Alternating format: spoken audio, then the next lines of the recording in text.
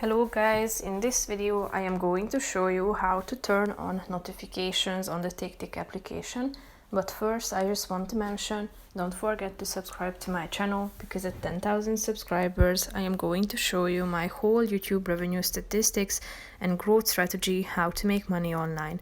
So let's jump into it. First of all, open the application on your phone.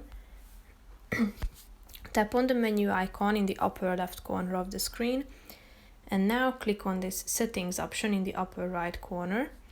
Click on sounds notifications, which is the third option. Click on daily notification. Tap on this button. Here you should add a notification, so select the time of it. So click on plus add and select the time when you want to receive a notification, then click on done.